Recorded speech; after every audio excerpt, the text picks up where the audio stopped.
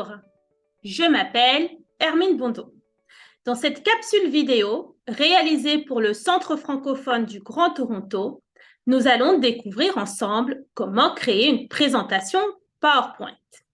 En effet, que vous soyez étudiant ou professionnel, PowerPoint est un outil bien utile qui vous permet de créer un support visuel que vous allez dérouler en même temps que vous parlez afin d'appuyer votre discours lors de vos présentations orales. Ce support visuel se présente sous la forme d'une ou de plusieurs diapositives qui contiennent au choix du texte, des images, des sons, des diagrammes, des animations, des vidéos et bien plus encore. Voyons cela plus en détail. C'est parti. Pour créer une présentation PowerPoint, il vous faut tout d'abord lancer PowerPoint depuis votre ordinateur.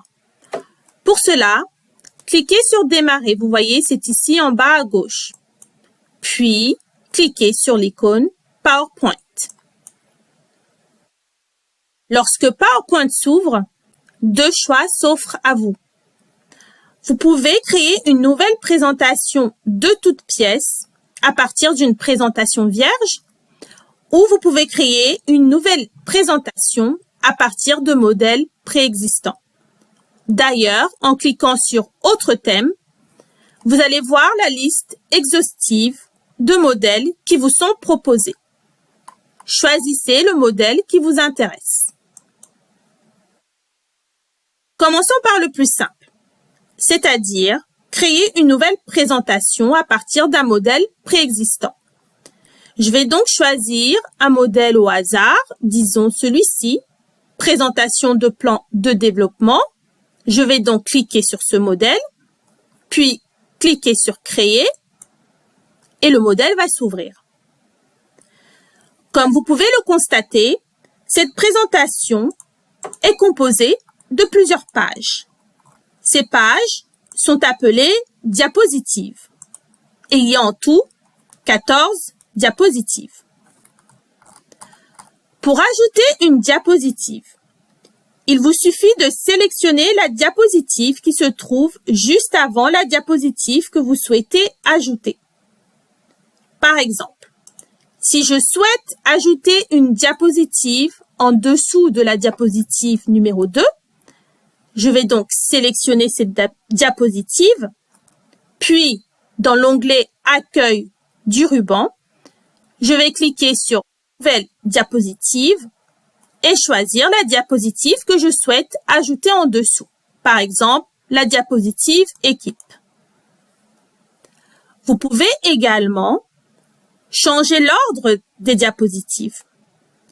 Par exemple, en sélectionnant ma diapositive numéro 3 et avec ma souris, je peux monter ou descendre pour réorganiser l'ordre des diapositives.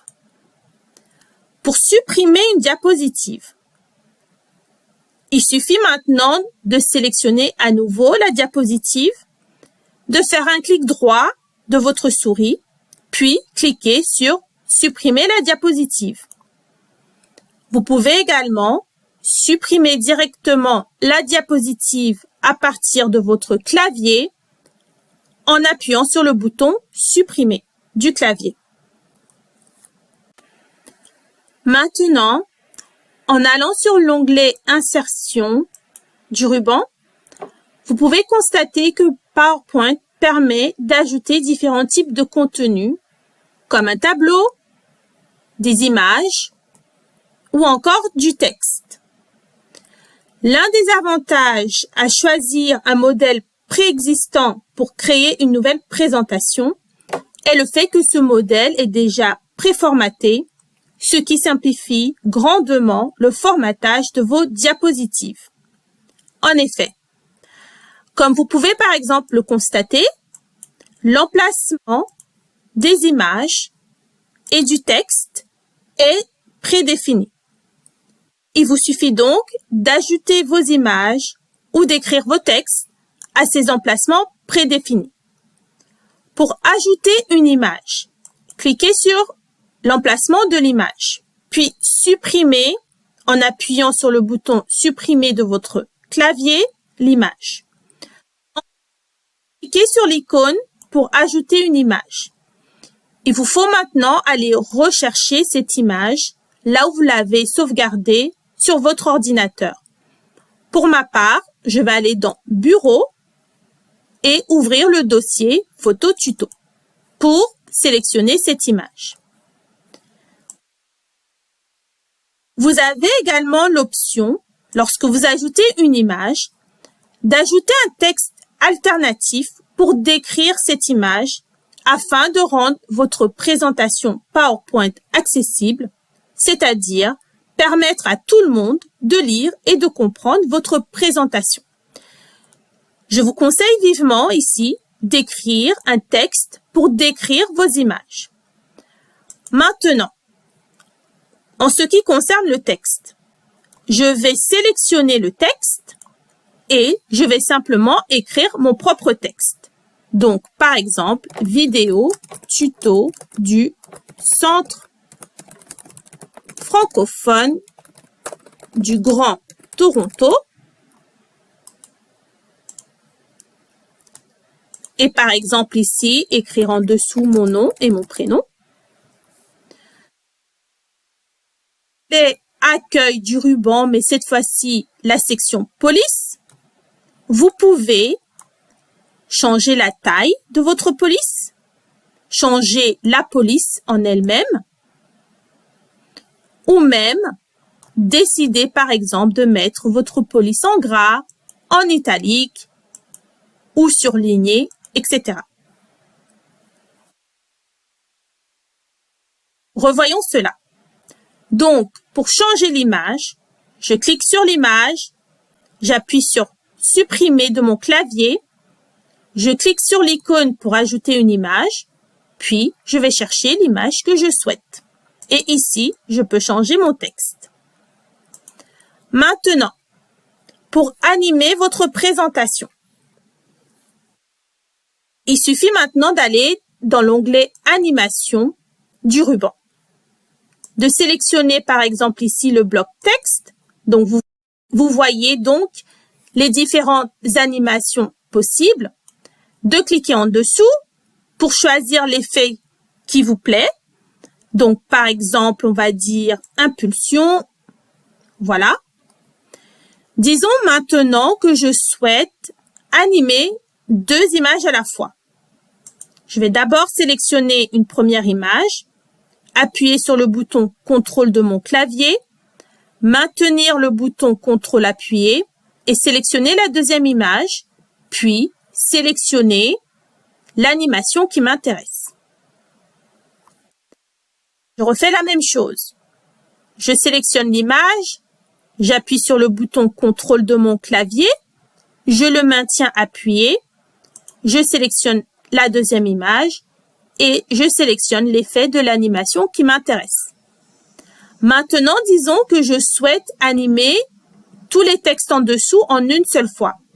Je vais d'abord sélectionner mon premier bloc texte, cliquer sur CTRL sur mon clavier, maintenir le bouton appuyé et sélectionner les autres blocs texte pour ensuite, en cliquant ici, choisir l'animation qui m'intéresse, par exemple, rotation.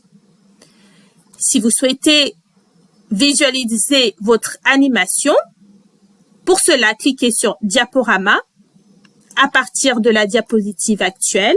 Et donc, vous pouvez voir l'effet de cette animation. Pour enregistrer ou imprimer votre présentation, cliquez sur l'onglet Fichier. Cet onglet donne accès à la vue Backstage et vous permet d'effectuer les tâches en arrière-plan, telles que enregistrer ou imprimer. Pour enregistrer, je vais cliquer sur Enregistrer sous, choisir un emplacement qui m'intéresse. Par exemple, je vais repartir dans Bureau, Photo. Et je peux laisser soit ce nom de fichier ou renommer le fichier. Disons que je le laisse et j'enregistre. Vous voyez maintenant que mon fichier a le même nom que celui qui a été utilisé pour enregistrer le fichier. Pour imprimer, je repars dans Fichier, Imprimer, et donc là, je sélectionne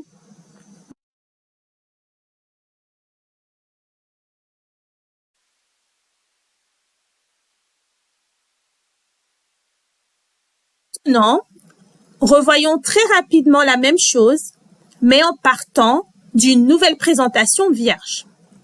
Je clique sur Démarrer, PowerPoint, Nouvelle présentation. Donc, vous voyez que cette présentation est toute vierge. Je peux ajouter une nouvelle diapositive. Donc, disons ici. Je peux écrire le texte directement, par exemple, titre. Je peux ajouter un tableau, un graphique, ou même, par exemple, une image. Donc, je repars dans mon fichier.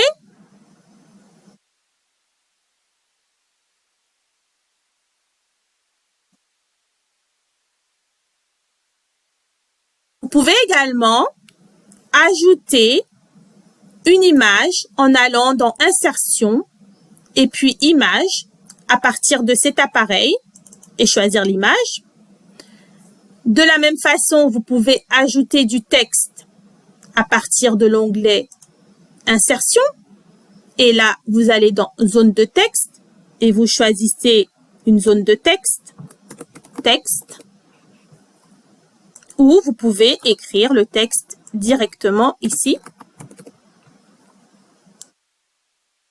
Vous pouvez également, en allant dans Conception, choisir un thème pour rendre votre présentation beaucoup plus attrayante. Et donc, par la suite, quand vous allez rajouter une nouvelle diapositive, elle sera également sur ce thème. Voilà pour l'essentiel de l'introduction à la création d'une présentation PowerPoint.